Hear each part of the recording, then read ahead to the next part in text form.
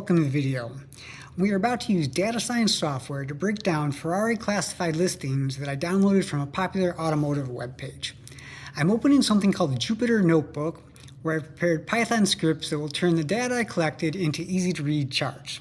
But don't worry, this is not a data science tutorial, so let's get started visualizing the data. I'm going to scroll down to the very first chart that I've created here.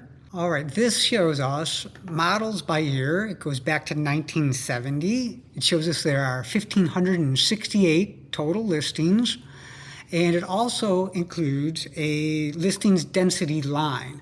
That line is to show how listings have increased in the most recent years. In fact, since 2015, when Ferrari went public, Ferrari shares have increased over 500%. That is an even better return on investment than any of the most exclusive Ferraris that we're going to find in the data today.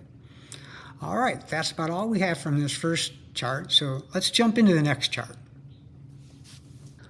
All right, so that covers listing quantities, and now it's time to move on to our next chart. Chart 2 is mean price in miles by model. With a total of 51 models, this chart is dense with information, and I'm going to break it into 3 tiers, an entry, mid, and top price tier. But before we do that, let's just look at all the models together to see which ones are the models that have the most listings. The very top you can see is right here, 182 listings. That's the California model.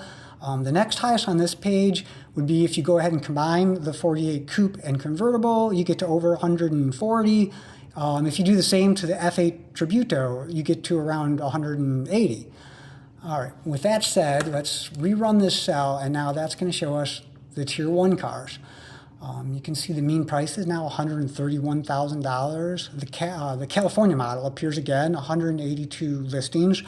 Next to that, though, you'll see the miles. That's the mean miles for the model.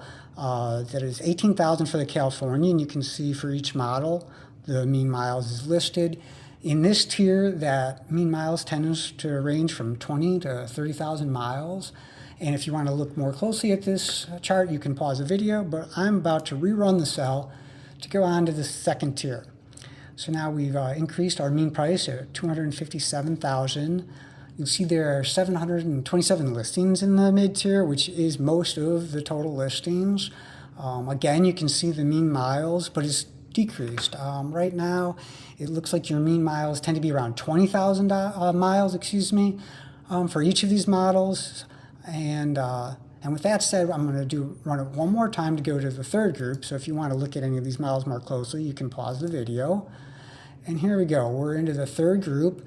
This is going to be the newer models and the supercars going all the way back to the 70s. You see the F40s and the F50s in this model, or in this tier, The mean price is now all the way up to $567,000. And you can see the mean miles has gone down again. It's mostly under 10,000 miles for the cars in this tier. And that wraps up our portion where we're doing mean prices and miles. And next we want to get into where we're actually seeing the listings in a scatter plot. So you'll see the price and the miles for each listing. All right, with that said, let's move on. It's a little bit hard to read the model names in this chart since there are so many of them. And we're going to fix that by breaking the listings into 3 price tiers like we did before.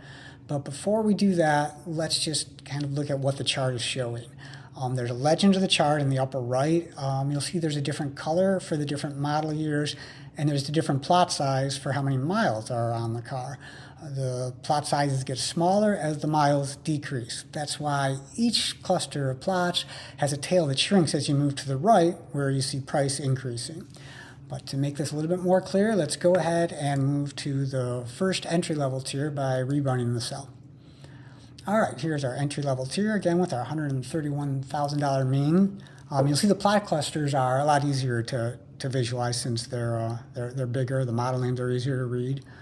If you want to review this chart, go ahead and stop the video because I am going to keep moving through this and go to the middle tier. All right, and here you have your middle tier. Plot clusters are much smaller, but that's actually just because the x-axis price column goes all the way to 1.5 million. Again, you can pause it if you want to look more closely at any of these models, but I'm going to rerun it so we can go to our top tier.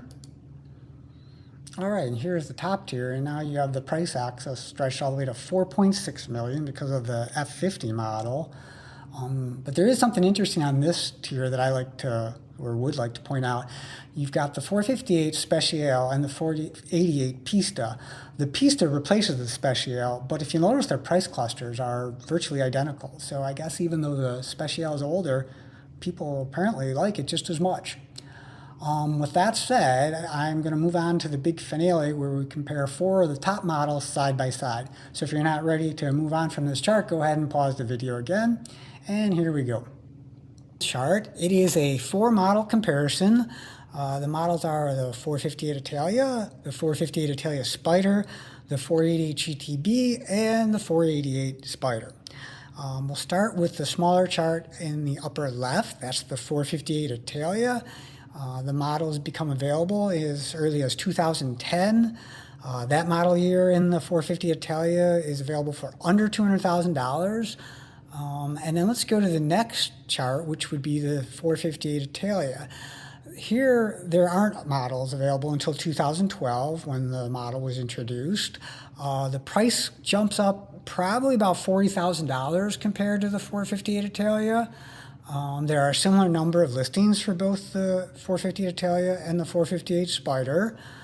And then let's bring us up to the 488 GTB. Here you have a similar price to the 458 Spider.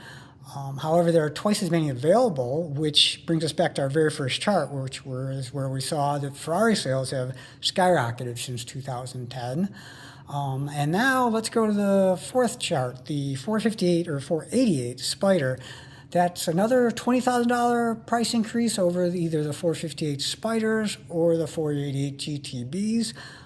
There are also a lot of the Spiders available, about similar number of listings between the 488 GTB and the 488 Spider.